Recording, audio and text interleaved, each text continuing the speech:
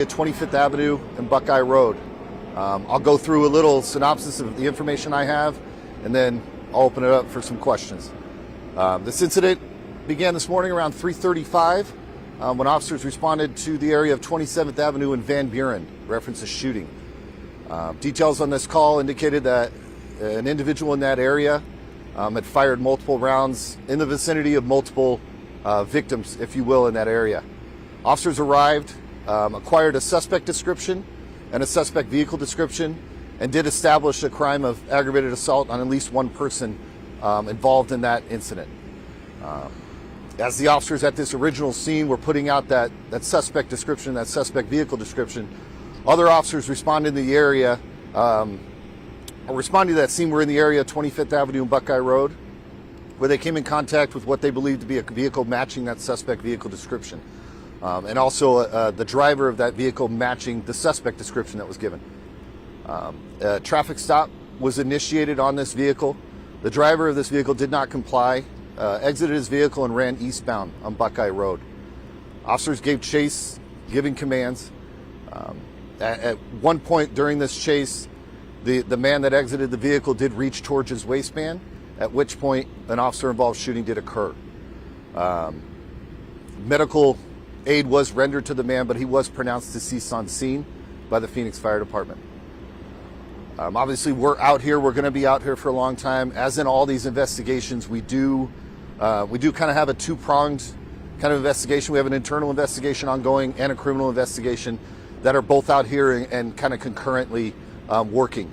We will be out here for an extended period of time. We appreciate the patience of the neighbors and the business owners in this neighborhood. Once we're complete, we will open everything up, and there may be a point where we kind of narrow this down if investigators see fit.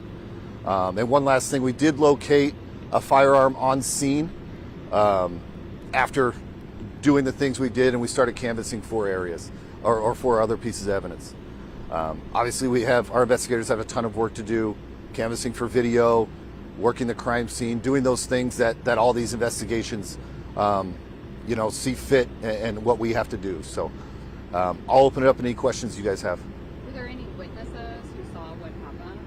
So we do have witnesses at the original scene, and there are some witnesses, whether what they saw and specifics of what they saw, we don't have everything for available for release for that. But we do have witnesses at both scenes. Is that suspect vehicle here? The suspect vehicle still is on scene, within the crime scene behind me.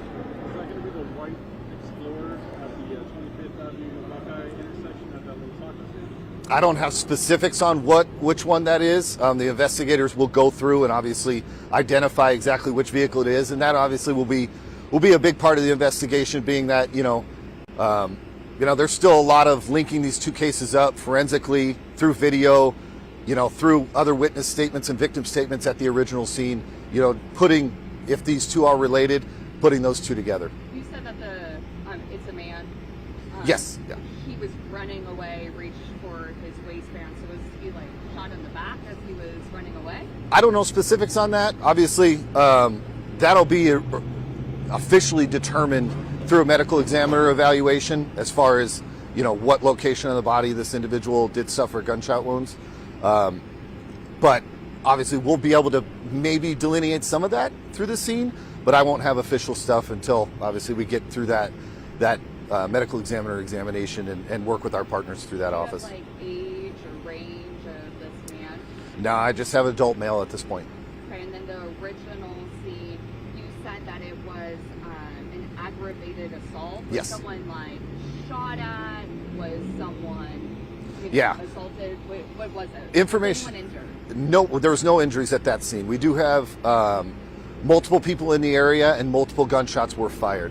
Obviously, you don't have to fire a gun to get a charge of an aggravated assault. You can point a gun at somebody also.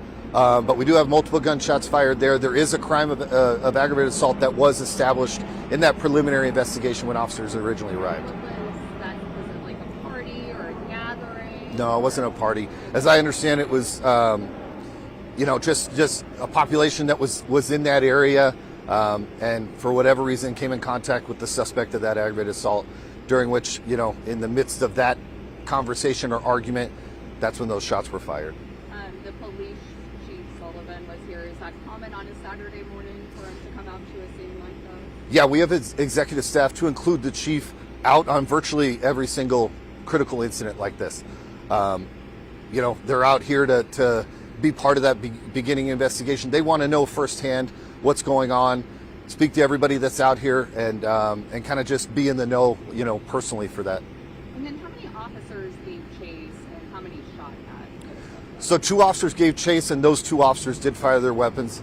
There was obviously other officers that came on scene shortly thereafter the officer-involved shooting, and then a little bit after to go through, recontacting that suspect once the initial confrontation was done. This is largely an industrial area. Was there concern you might be able to get in someplace here and hide? And it was good that you guys were able to make contact with him when you did. Yeah, I mean, obviously, if this is going to be the person from 27th and Van Buren, it's good to get a hold of someone that potentially has that violence potential. That's always a good thing. Foot pursuits are different than vehicle pursuits. Most of the time, vehicle pursuits are going to stay on your roadway unless you kind of have an open area like we're in now. But those foot pursuits kind of change that dynamic. And as officers, when we're chasing, we got to think you can jump walls, you can sneak through this, you can go through that. There's a lot more avenues of escape, if you will. Obviously, you can't go as fast, but there are different elements that officers are thinking when going through those foot pursuits. And then one last thing I'll give, I think I'm sorry if I already gave this, time frame wise, 3:35-ish is when that original call for service came out. Officers located what they believe to be the suspect vehicle around maybe 3:40, 3:41, and then the actual officer-involved shooting took place around 3:42 this morning. So time frame, in that 10 to 12, 15 minutes and it's just, it's a reminder how quick, even with 2 scenes, how quick these incidents take place. So again, we don't have any details provided in terms of the suspect showing the firearm weapon? At this point, obviously, this is very, very young in that span of investigation. This briefing that we get, investigators get, is all preliminary information. They're going to go through and interview every officer that was here, every officer that even showed up afterwards. They're going to interview those officers that are involved. They're going to interview witnesses. We've got a whole other scene to take care of. Specifics like that will come out during that time. At this point, what we've learned to this point is that the individual did reach towards his waistband. After that was the officer-involved shooting, and that we do have a gun that is found on scene. The scene looks like it's kind of starting to wrap up. A lot of people leaving. Do you know how much longer it's going to be shut down here? It's the people that are leaving are probably they're not really that investigative team. That investigative team will be out here for hours. This is one of those scenes that will take hours. And again, that investigative team on both parts, especially the criminal part, is going to kind of split and take the other scene up at 27th and Van Buren. So it's going to take an extended period of time. These always do. We very much appreciate the public's patience with this. We have to give these type of investigations that due diligence, that time to really fine-tooth comb and not, because we can't go backwards. Once we leave, we can't go backwards. So. In regards to just the closure information here, is the scene contained between 24th and 25th, or does it extend further west from the 25th Avenue intersection? I believe we're only to about 25th. I don't think we're any farther west. Obviously, that can change. We can move our scenes if we get some information through video that, hey, maybe 26th is involved. We may open it that far, or we may close it in depending on where we're at with that investigation. So that could change. But right now, obviously, Buckeye Road's closed. If you're coming through this area, try to work around. If you live north or south, get that direction before you get to Buckeye. And then just be patient with us. We'll open this area up once it's concluded. Do you have any info on the officers? Are these younger officers? I don't have specifics on that. Supervisor, anything like that? Yeah, I don't have specific. They're officers. They're not sergeants or lieutenant level. They're officers.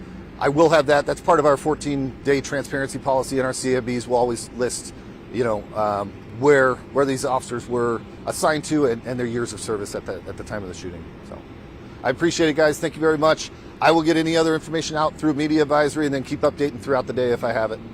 Cool. Thank you.